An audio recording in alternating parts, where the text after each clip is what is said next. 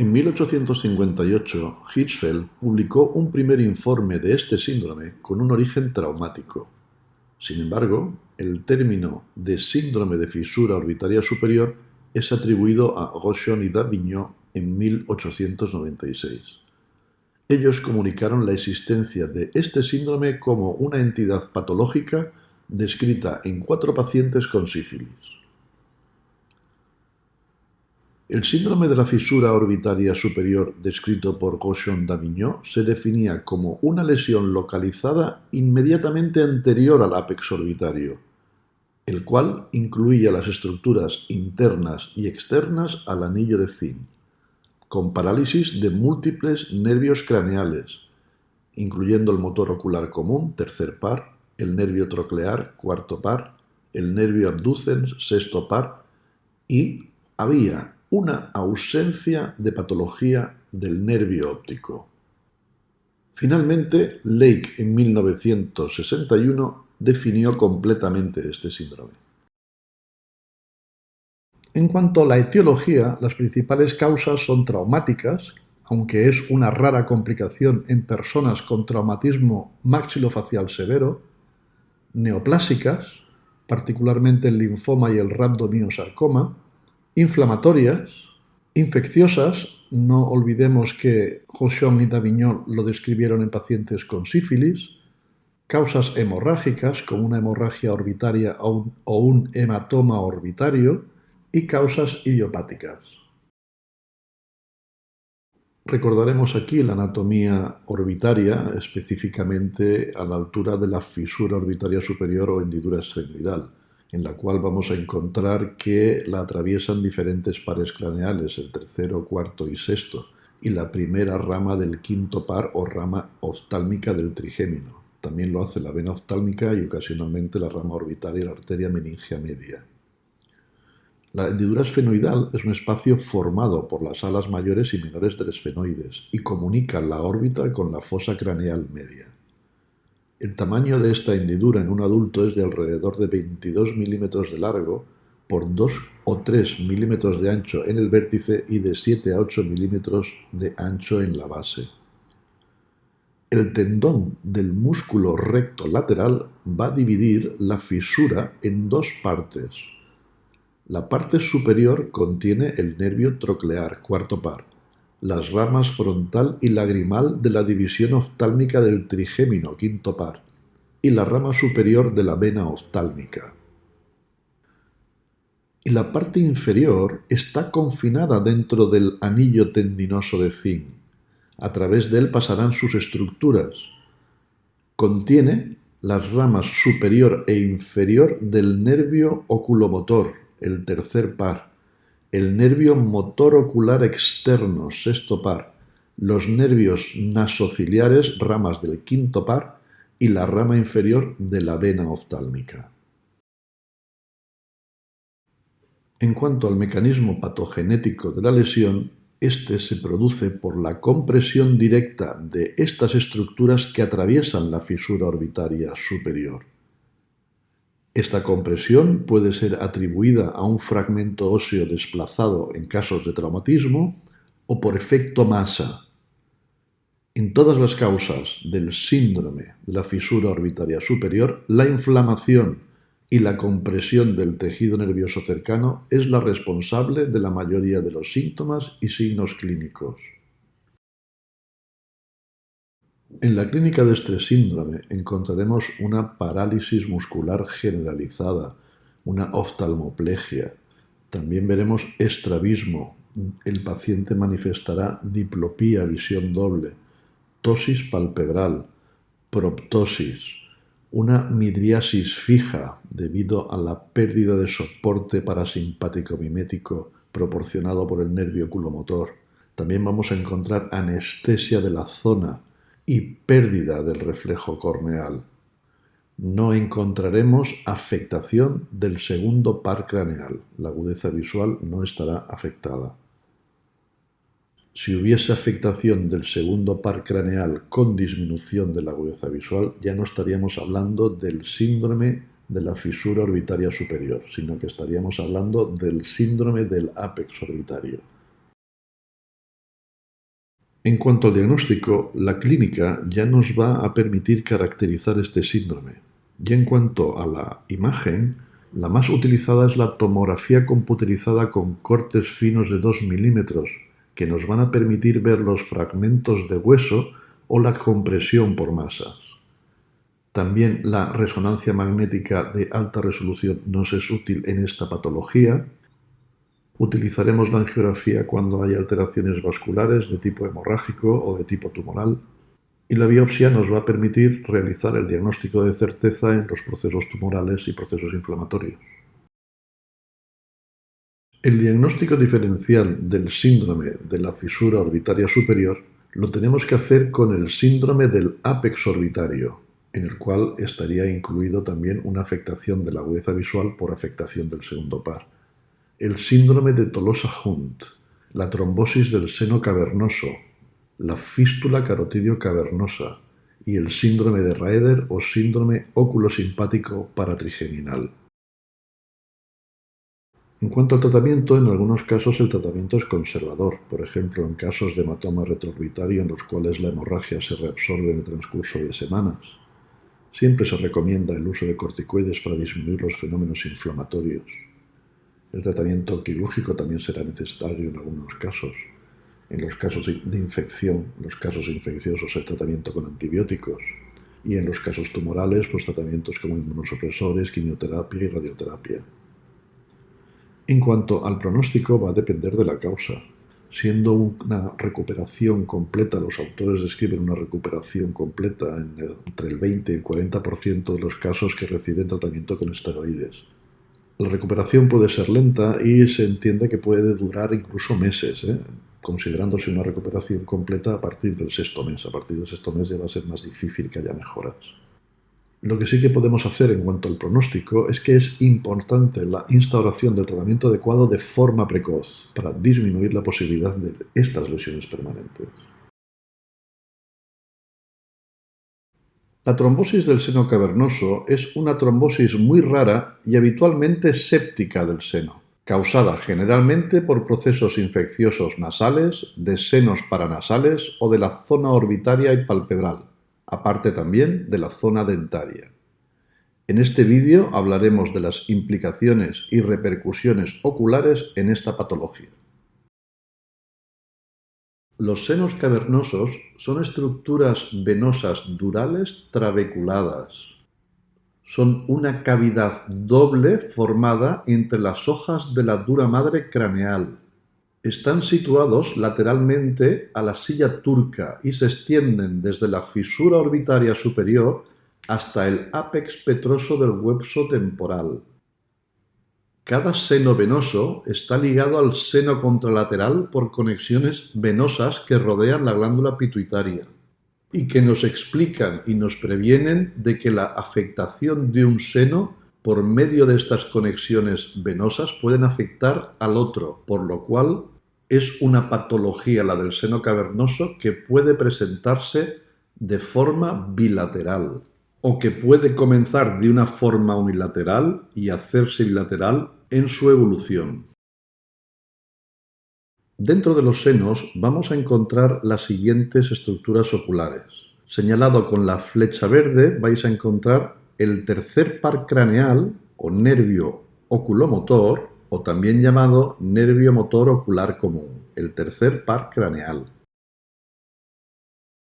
El cuarto par craneal, o también llamado nervio troclear o nervio patético, como antiguamente se le conocía. El sexto par craneal, también llamado nervio abducens o nervio motor ocular externo, el sexto par craneal. También vamos a encontrar en el seno cavernoso la primera rama del nervio trigémino o rama oftálmica, señalada con la flecha verde, y también la segunda rama del nervio trigémino o rama maxilar, señalada con la flecha roja.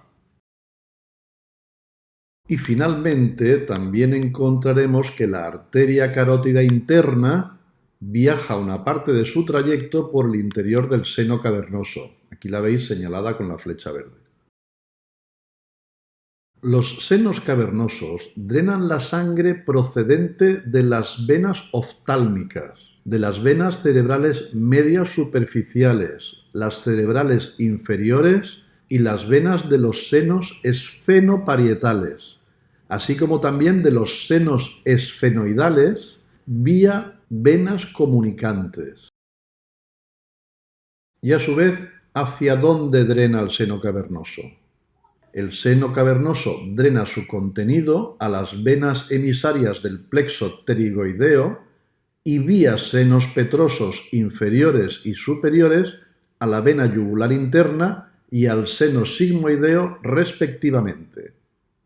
Es muy importante recordar que el flujo de los senos venosos es bidireccional, debido a que en esta zona no se presentan valvas. Por lo tanto, el flujo puede ir en los dos sentidos y la diseminación de las infecciones puede ocurrir en ambas direcciones. La trombosis del seno cavernoso es una complicación extremadamente rara, pero posible, de las infecciones faciales comunes, sobre todo los forúnculos nasales, que son los que originan el 50% de las trombosis de seno cavernoso. En segundo lugar, las sinusitis esfenoidales o etmoidales, en un 30%. Y después estarían las infecciones orbitarias, palpebrales y dentales. En realidad, todos los procesos que se encuentren dentro del triángulo de la fotografía podrían generar una trombosis séptica del seno cavernoso, incluso problemas dermatológicos que se encuentran dentro de este triángulo. De hecho, este triángulo, algunos autores clásicos lo definían como el triángulo de la muerte, y ante una infección de piel o un forúnculo que haya en estas zonas, evitan sobre todo manipularlo o hacerle expresión para que no pasen partículas contaminadas con bacterias de la infección a las venas faciales.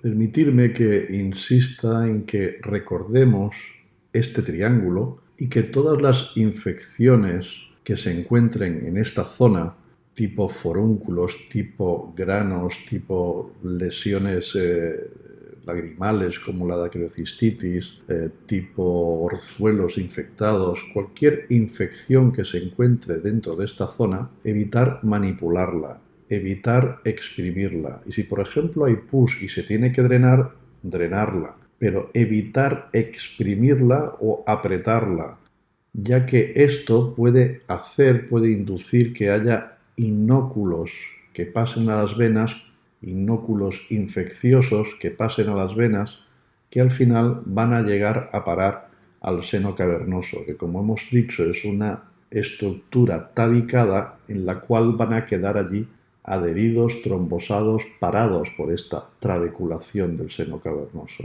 y se van a depositar allí, lugar muy idóneo para que una bacteria pueda desarrollarse con mucha rapidez.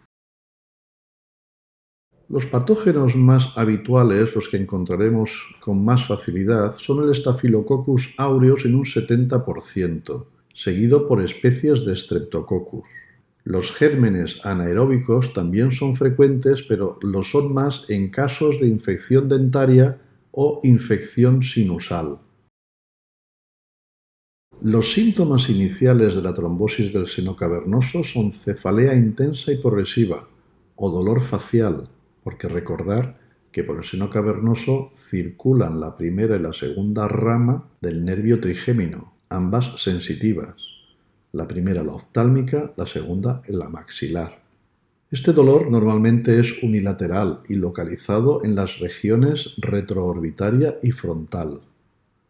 Es también habitual en un inicio la fiebre alta y con posterioridad se va a desarrollar una oftalmoplegia por afectación de los diferentes pares craneales que circulan a través del seno cavernoso. En la forma típica, el sexto nervio craneal, el sexto par craneal, es el que se afecta primariamente. Es posible también que veamos exoftalmos y edema palpebral, que a menudo se hacen bilaterales. Podemos encontrar también una disminución de la sensibilidad facial, y los pacientes con trombosis del seno cavernoso también van a presentar alteraciones oculares, oftalmológicas, como la midriasis por una alteración del tercer par craneal. Al tener el ojo afectado en midriasis, vamos a ver también una anisocoria. También es típica la midriasis y la anisocoria. En el fondo de ojo vamos a encontrar edema de papila, y si nos afecta el segundo par craneal podemos encontrar disminuciones importantes de la agudeza visual, una pérdida de la visión. El descenso de nivel de conciencia, la confusión y las convulsiones son signos de gravedad y de extensión del proceso al sistema nervioso central.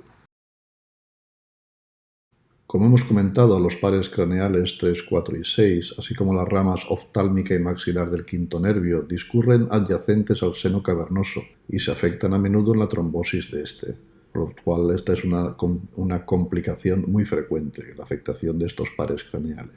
Otras complicaciones de la trombosis del seno cavernoso incluyen la meningoencefalitis, el absceso cerebral, el accidente cerebrovascular, la ceguera y la insuficiencia hipofisaria. El diagnóstico se basa en las neuroimágenes. La resonancia magnética es el mejor estudio, pero también es de utilidad la tomografía computerizada. Otras pruebas complementarias útiles son los hemocultivos y la punción lumbar. A menudo, la trombosis del seno cavernoso se diagnostica mal porque es poco frecuente. La podemos confundir con una celulitis orbitaria y con ella tenemos que hacer el diagnóstico diferencial. Las características que distinguen la trombosis del seno cavernoso son la disfunción de los nervios craneales, la afectación bilateral y las alteraciones del estado mental, como los ya comentados, disminución del nivel de conciencia, confusión y convulsiones.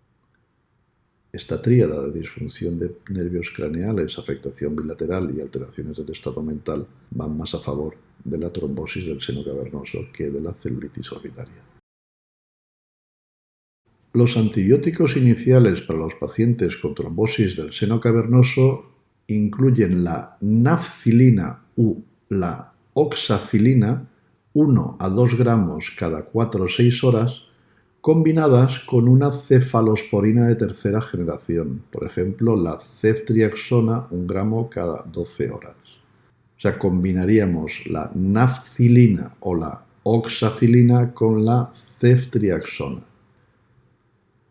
En las regiones donde es prevalente el estafilococo aureus resistente a la meticilina, debe de emplazarse la nafcilina o la oxacilina por vancomicina a una dosis de 1 gramo intravenoso cada 12 horas.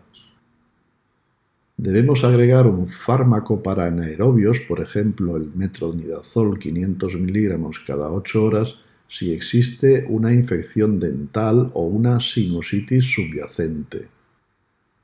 Por otra parte, en los casos con sinusitis esfenoidal está indicado el drenaje quirúrgico, especialmente si no se produce respuesta clínica al tratamiento con antibióticos en 24 horas.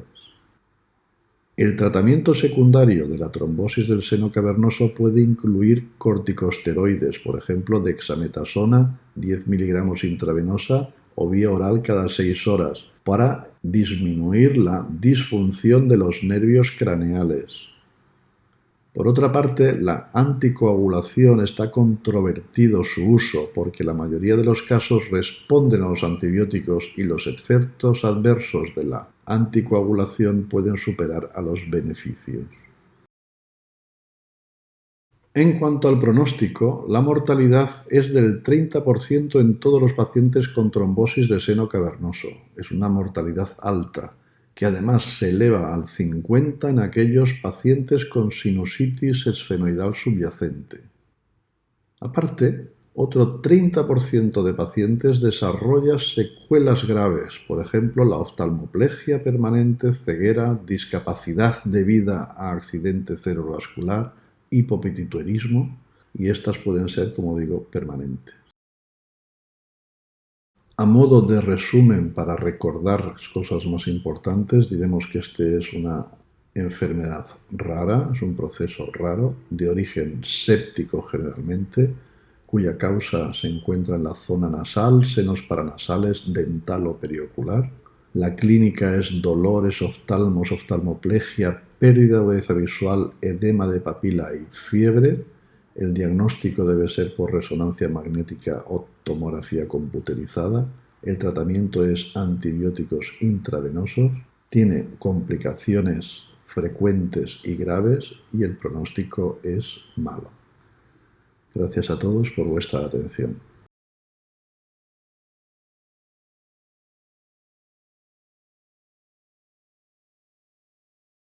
La celulitis orbitaria es un proceso inflamatorio e infeccioso que afecta a los tejidos blandos posteriores al septo orbitario. El septo orbitario es una estructura fibrosa que se extiende desde el periósteo de la órbita hasta los párpados.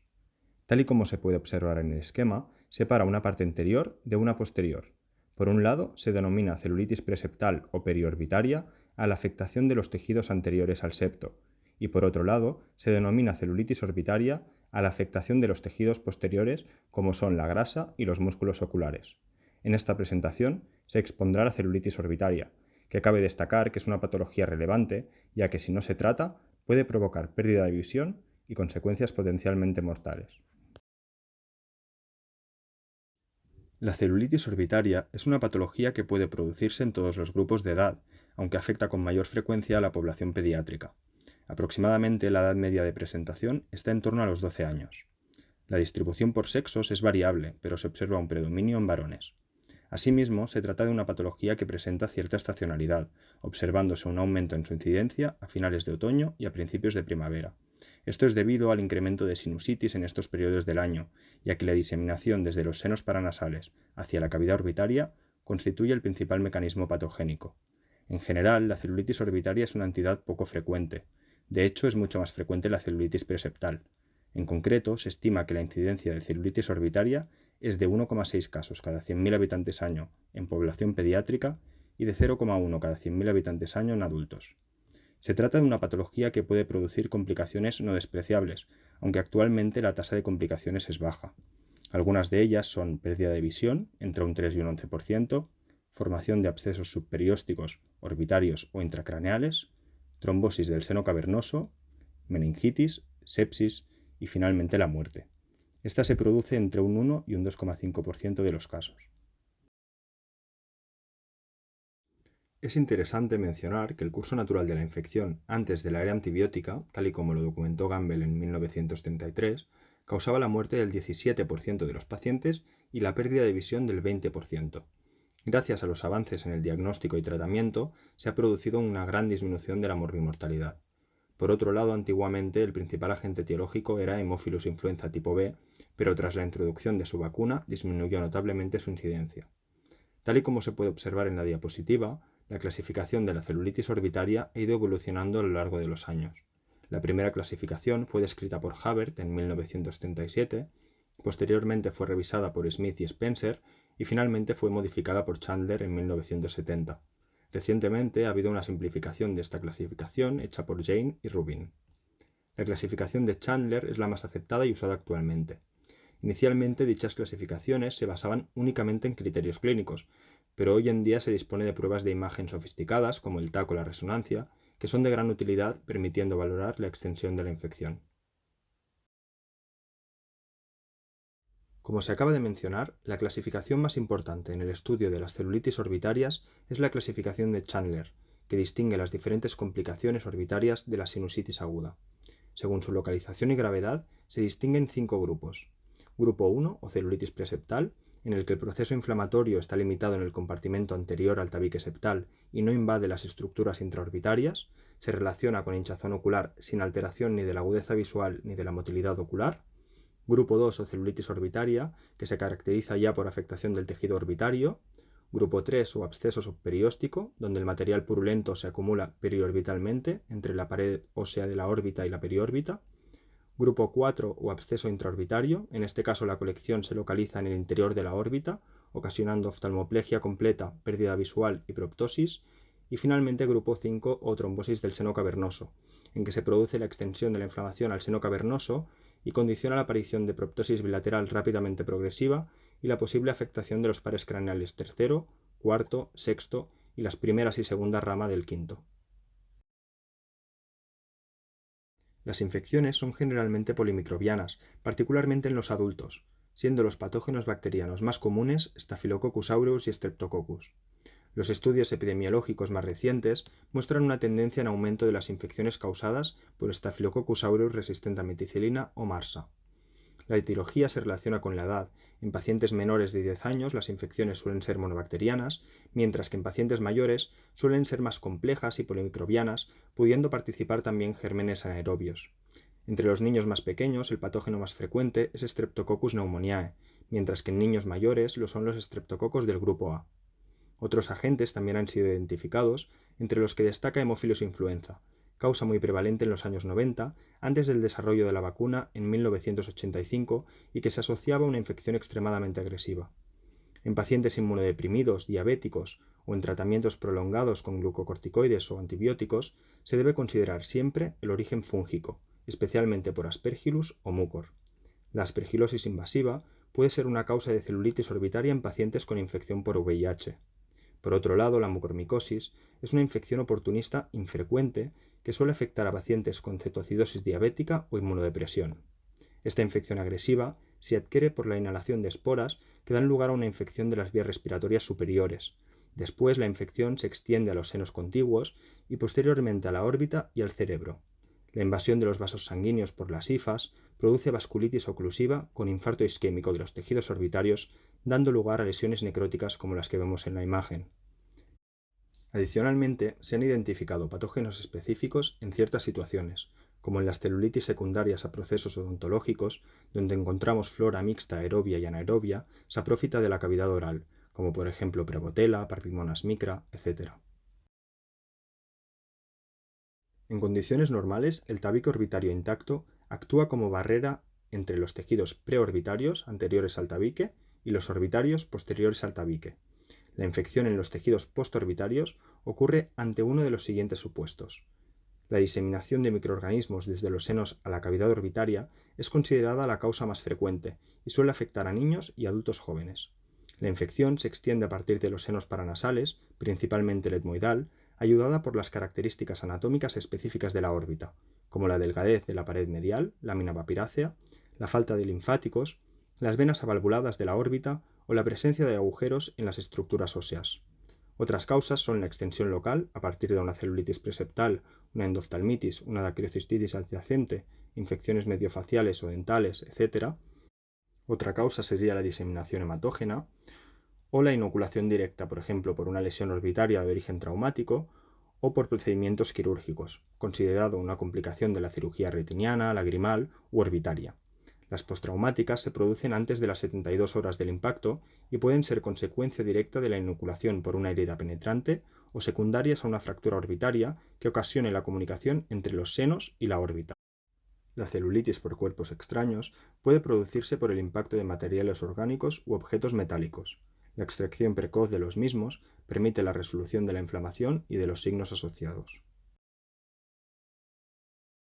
La clínica inicial de la celulitis orbitaria se caracteriza por dolor de rápida aparición que empeora con los movimientos oculares y que se acompaña de edema y enrojecimiento de los párpados y tejidos blandos perorbitales, ptosis, hiperemia conjuntival y quemosis. Estos signos suelen ser unilaterales, aunque a veces el edema puede expandirse al ojo contralateral.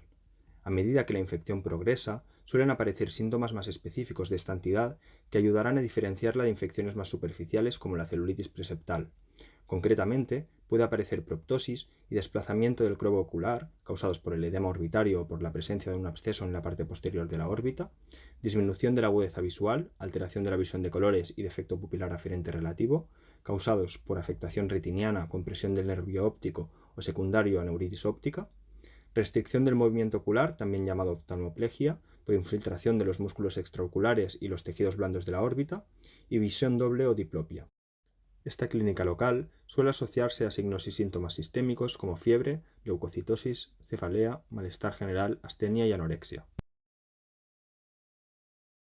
El diagnóstico de la celulitis orbitaria se basa principalmente en la clínica, siendo necesaria una buena anamnesis y exploración física general en busca de factores predisponentes, así como una exploración ocular minuciosa. Además, la realización de pruebas de imagen permitirá delimitar la extensión de la enfermedad, así como descartar posibles complicaciones. En primer lugar, se realizará un examen físico y ocular exhaustivo, el cual puede requerir el uso de blefarostatos para poder explorar correctamente la superficie ocular.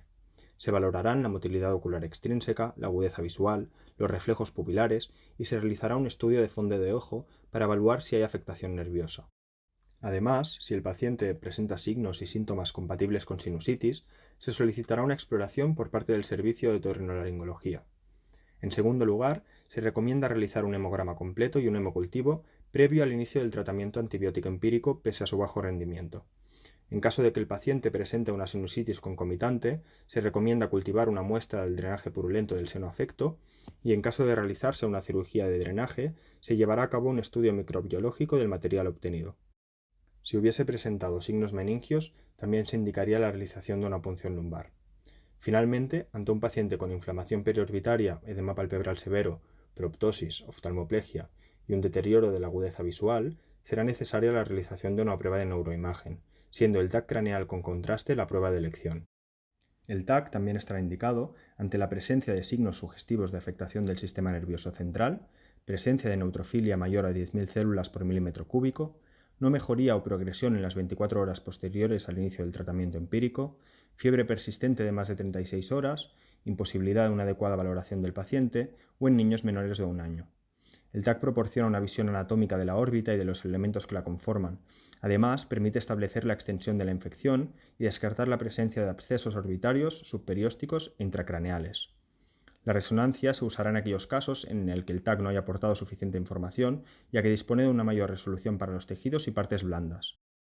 Esta prueba presenta una mayor sensibilidad para el diagnóstico de abscesos orbitarios y para descartar la extensión intracraneal. No obstante, es menos accesible y al tratarse de exámenes más largos suele requerir el uso de anestesia en algunos pacientes, especialmente en niños. Por último, hay otras pruebas que pueden realizarse, como son la ecografía orbitaria o la radiografía de los senos paranasales. Sin embargo, ninguna de ellas se incluye dentro de las principales exploraciones en el diagnóstico de la celulitis orbitaria, puesto que carece de sensibilidad en comparación con el TAC o la resonancia magnética. El diagnóstico diferencial de la celulitis orbitaria es muy extenso, dado que las manifestaciones clínicas de la infección orbitaria suelen ser inespecíficas. Por ello, delante de una órbita edematizada, habrá que plantearse las siguientes etiologías: infecciosa, vascular, tumoral, inflamatoria y endocrina. En primer lugar, dentro de las causas infecciosas, la infección de estructuras intraorbitarias, como las glándulas lagrimales de acreodenitis o del saco lagrimal de acreocistitis, puede dar lugar a cuadros infecciosos parecidos a una celulitis orbitaria.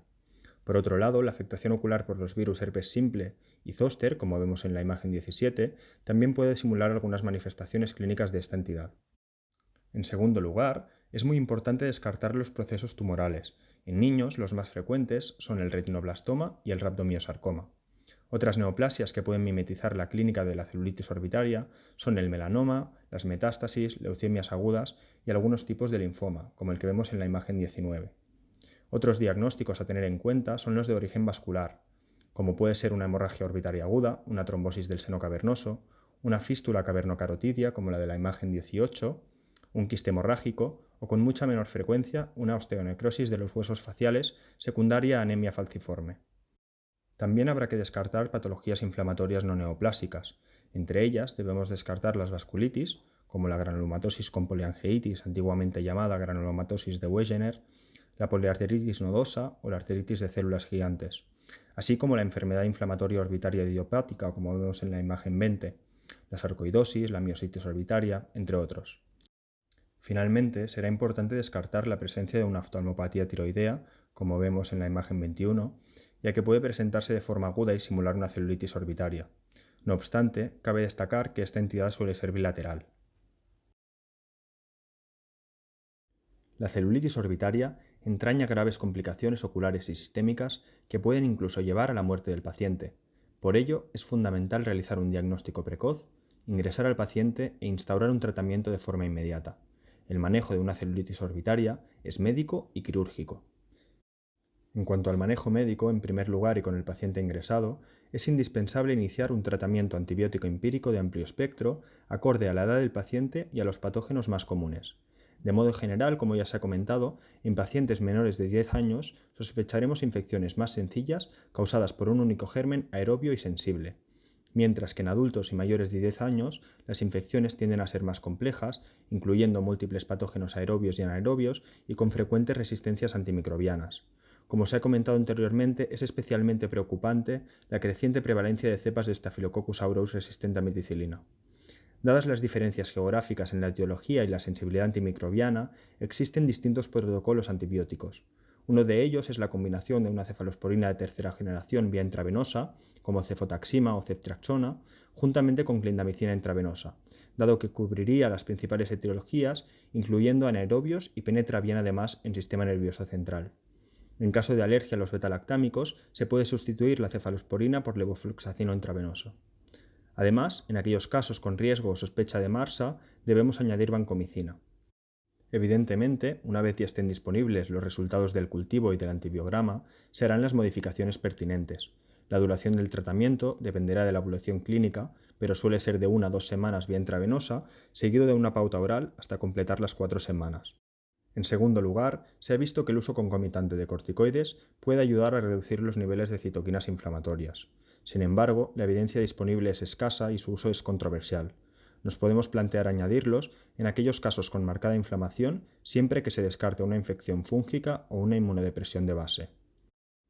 En tercer lugar, pero no menos importante, debemos considerar la necesidad o no de un manejo quirúrgico.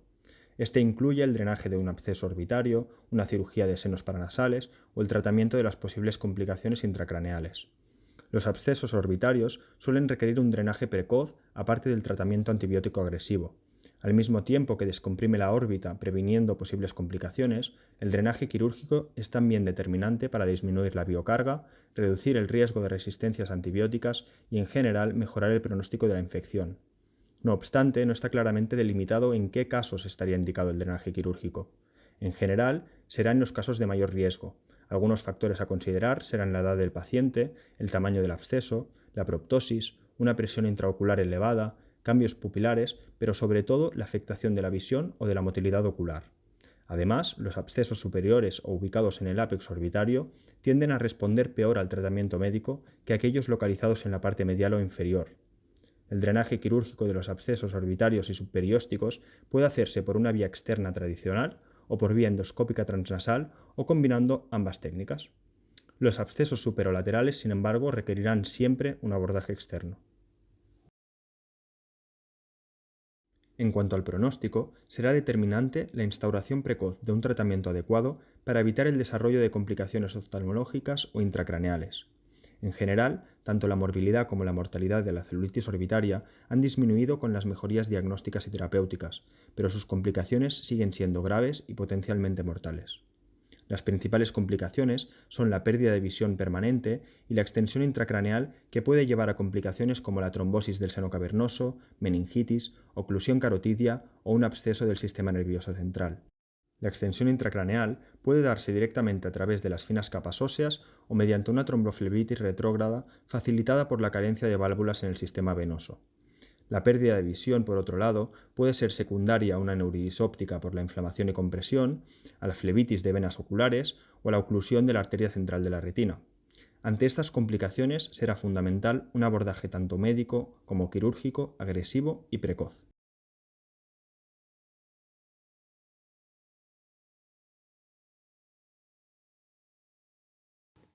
La definición de pseudotumor orbitario ha ido variando a lo largo de los años. Este término se reservaba para designar una inflamación orbitaria difusa que excluía neoplasia, infección, inflamación sistémica o etiología autoinmune. Algunos autores comenzaron a estar en desacuerdo con el diagnóstico de pseudotumor orbitario, por ser antiguo y carecer de un significado claro. Por ello, se optó por el término enfermedad inflamatoria orbitaria idiopática. Así pues, la definición más precisa de enfermedad inflamatoria orbitaria idiopática sería la de todo aquel proceso orbitario inflamatorio, inespecífico idiopático benigno, que se caracterice por presentar un infiltrado linfoide pleomorfo con fibrosis en grado variable. Quedan excluidos de este grupo aquellas entidades locales o sistémicas de inflamación que cursen con compromiso conocido tipificado orbitario y los tumores. En 1895, Panas empleó el término pseudoplasma para referirse a aquellas lesiones con patrón de comportamiento clínico tumoral que o bien regresaron sin tratamiento o bien, en la biopsia, demostró un componente exclusivamente inflamatorio. Fue Arthur Birch Hirschfield que en 1905 utilizó por primera vez el término pseudotumor orbitario, en el texto publicado en la revista German Ophthalmological Society con el título Diagnosis and Pathology of Orbital Tumors. Posteriormente, en 1923, Benedict and Knight emplearon el término pseudotumor inflamatorio. Y como ya hemos comentado anteriormente, este término ha ido cayendo en desuso y actualmente se utiliza el término de enfermedad inflamatoria orbitaria idiopática. Hoy en día es difícil establecer la incidencia al incluir, según autores, algunas enfermedades inflamatorias específicas o inespecíficas dentro del término de enfermedad inflamatoria orbitaria idiopática. Se considera que entre el 8 y el 11% de todos los tumores orbitarios son enfermedad inflamatoria orbitaria idiopática. Otro estudio estima que la incidencia es del 6 al 16% de los tumores orbitarios. Es más prevalente en adultos, sobre todo en mujeres. En cuanto a la edad de presentación, aparece entre la tercera y la sexta década de vida, y muy raramente es bilateral en adultos. En cambio, en niños, la bilateralidad es más común. La etiología de la enfermedad inflamatoria orbitaria idiopática, tal y como queda expresada en su nombre, es desconocida. Aún así, se han considerado como posibles etiologías una infección en una localización que no sea la órbita y enfermedades autoinmunes. Entre las infecciones, la presencia de faringitis estreptocócica o infección viral del tracto respiratorio superior se han correlacionado con la aparición de la enfermedad inflamatoria orbitaria idiopática. El mimetismo molecular entre el antígeno externo y autoantígenos es una teoría que explicaría la aparición de la enfermedad inflamatoria orbitaria idiopática tras la infección. Varias enfermedades reumatológicas, como la granulomatosis con poliangeitis, el lupus eritematoso sistémico, la artritis reumatoide, la poliarteritis nodosa y otras, se han asociado a enfermedad inflamatoria orbitaria idiopática. Hay distintas teorías propuestas para intentar explicar la inflamación. Existen informes de niveles altos de citoquinas inflamatorias, como las interleuquinas, interferón, TNF, en muestras histopatológicas, así como la expresión aumentada de CD20 y CD25. A nivel genético, recientemente se ha demostrado una upregulation involucrando inmunoglobulinas y receptores, pero con una downregulation de alcohol deshidrogenasa, 1B, adiponectina, el receptor de leptina y C1q. El método más efectivo para clasificar una inflamación orbitaria es definirla como aguda, subaguda y crónica, basándose en la clínica. En segundo lugar, situarla anatómicamente. Y si es necesario y está indicado, tomar la decisión sobre la biopsia y el estudio histológico. La enfermedad inflamatoria orbitaria idiopática puede afectar a la grasa orbitaria, a la glándula lagrimal y a los músculos oculares de forma aislada o conjunta, produciendo así un pseudotumor difuso, así como también al nervio óptico o a la zona anterior o apical de la órbita. En los casos en que sea necesario la biopsia, la enfermedad inflamatoria orbitaria idiopática también se puede clasificar según sus características histopatológicas. La forma clásica presenta un infiltrado inflamatorio crónico con pequeños linfocitos maduros, bien diferenciados, mezclados con células plasmáticas, neutrófilos y granulocitos eosinófilos. Ocasionalmente presentan también histiocitos y macrófagos. La forma granulomatosa presenta infiltración histiocítica y células gigantes multinucleadas, a veces con granulomas no calcificantes bien formados. La forma esclerosante presenta un tejido conectivo intersticial desproporcionadamente grande, y el infiltrado inflamatorio es paucicelular. Incluye fibrosis, con haces de colágeno inmaduro débilmente adheridos y con múltiples fibroblastos, y esclerosis, más tejido conjuntivo y alinizado con pocos fibroblastos. La última forma histopatológica es la not otherwise specified, en la cual no está especificada de otra manera y es imposible de clasificar en otro lugar. El cuadro clínico varía según el grado de inflamación de los tejidos orbitarios afectados y la extensión de la lesión. Puede variar desde unas mínimas molestias hasta un cuadro clínico con dolor, exoftalmos, oftalmoplegia, quemosis, desplazamiento del globo y neuropatía óptica por inflamación de las vainas o por compresión del nervio. Como mencionábamos anteriormente, la aparición de los síntomas puede darse en días, semanas o en semanas-meses, dando las formas aguda, subaguda y crónica. La forma aguda presenta exoftalmos, oftalmoplegia parcial o total, neuropatía y fuertes dolores orbitarios que aumentan al realizar movimientos oculares. La forma subaguda se caracteriza por presentar signos y síntomas más atenuados. No es un cuadro clínico tan florido, pero va a persistir casi siempre como signo característico el dolor difuso en la órbita, y en muchos casos la inflamación parcial de los músculos con miositis más o menos significativa. El cuadro clínico crónico es idéntico al de un tumor orbitario de lenta evolución, hasta el extremo de necesitar de biopsia para el diagnóstico.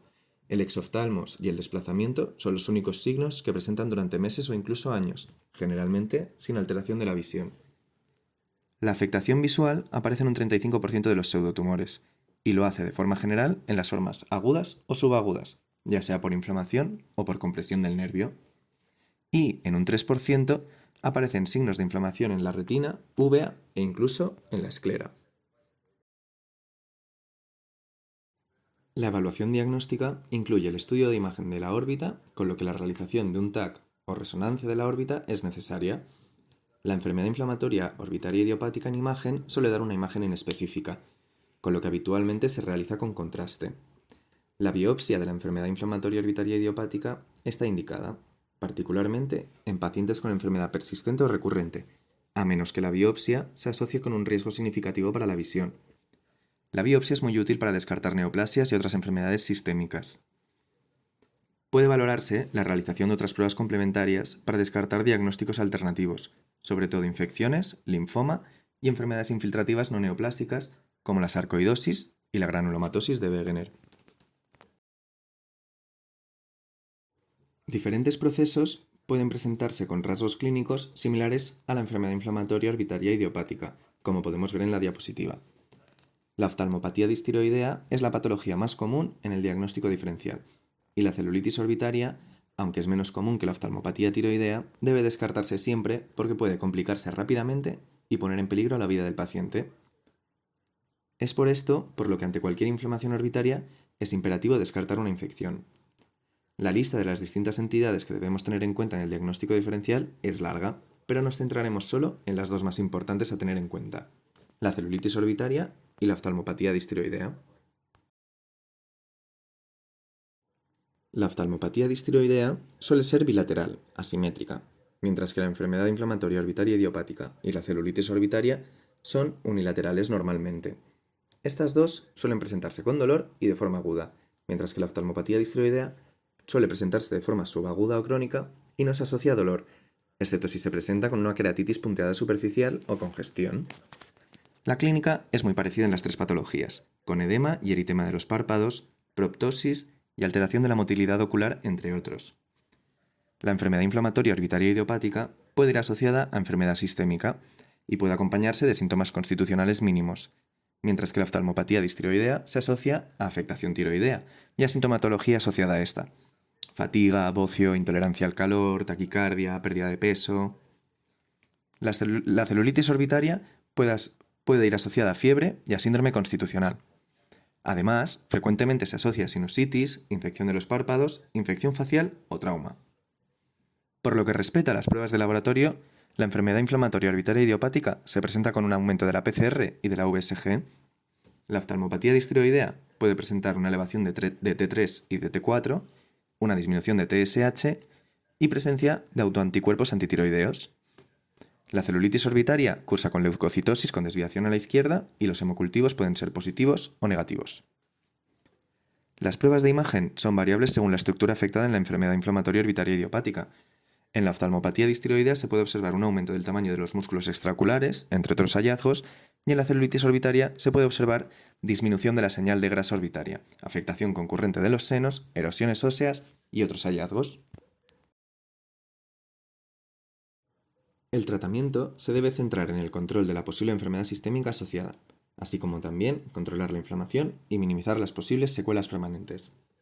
En la práctica clínica se usan los tratamientos que explicaremos a continuación, pero hay que tener en cuenta que no hay consenso sobre el protocolo de tratamiento que se debe seguir y se necesitan más estudios para determinar la elección del tratamiento, la dosis y la duración. En primera línea, podemos realizar observación en los casos leve moderados en los que se prevea una posible remisión espontánea. Podemos utilizar AINES sistémicos en los casos leves y tienen menos efectos adversos que los corticoides. Y podemos utilizar también corticoides sistémicos, que se consideran la primera línea del tratamiento y se obtienen en un 75% de los pacientes una gran mejoría de los síntomas y de manera rápida. La dosis suele ser de 1 miligramo kilo al día de prednisona con una disminución escalonada después de alcanzar la respuesta clínica completa.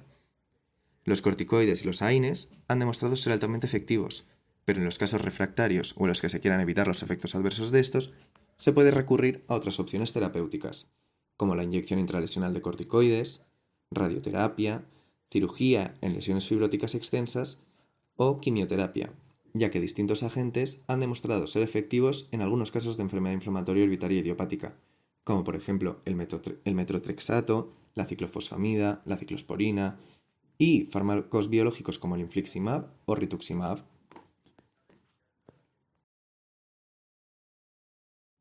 En cuanto al pronóstico, 3 de cada 4 pacientes mejoran sustancialmente a las 24-48 horas después de la administración de los corticoides. La recurrencia es de un 52%, incluso con el tratamiento con corticoides. Se han demostrado diferentes grados de fibrosis residual, sobre todo en los casos que han sido más refractarios al tratamiento, y esto puede llevar a la pérdida de visión y a una disfunción oculomotora severa. También hay otras complicaciones posibles, como la extensión de la inflamación a estructuras contiguas, como la cavidad intracraneal. Se pueden afectar distintos nervios craneales, causando hemiparesias sensomotoras. También puede causar glaucoma de ángulo cerrado secundario, porque la inflamación severa puede causar efusiones coroideas que provocan la rotación anterior del cuerpo ciliar, y la proptosis progresiva puede causar queratitis por exposición y formación de úlceras. A modo de resumen, aquí encontramos los puntos clave de la presentación de hoy. Los signos y síntomas de la enfermedad inflamatoria orbitaria idiopática pueden simular otras enfermedades orbitarias, como trastornos autoinmunes, enfermedad de la tiroides o neoplasias malignas. Una historia cuidadosa y un examen físico son particularmente relevantes para descartar enfermedades sistémicas que pueden estar asociadas a la enfermedad inflamatoria orbitaria idiopática. El uso de pruebas auxiliares de laboratorio y de diagnóstico, que incluyen el TAC, la resonancia y la biopsia, deben usarse con prudencia para un diagnóstico definitivo. Y, finalmente, los médicos deben sopesar cuidadosamente las opciones de tratamiento para los pacientes que no responden a un régimen de esteroides. El signo de la botella de Coca-Cola es un signo radiológico que afecta a la musculatura ocular extrínseca en pacientes con enfermedad ocular tiroidea, pacientes con oftalmopatía de Graves. Se define como un agrandamiento del vientre muscular, respetando la inserción tendinosa, dando así el aspecto de la tradicional botella de Coca-Cola. Para nosotros, la naturaleza del agrandamiento muscular es muy importante, ya que es uno de los principales hallazgos para diferenciarlo de la enfermedad inflamatoria orbitaria idiopática, el pseudotumor orbitario, en el cual la inserción tendinosa también está comprometida y agrandada, a diferencia de la enfermedad ocular tiroidea.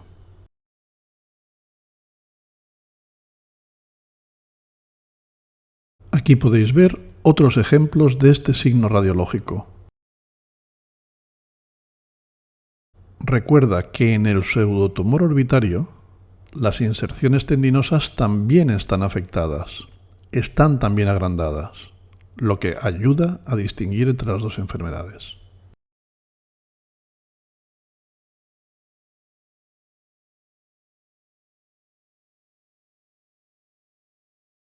El signo de la S tumbada es un signo que podemos encontrar en el párpado superior.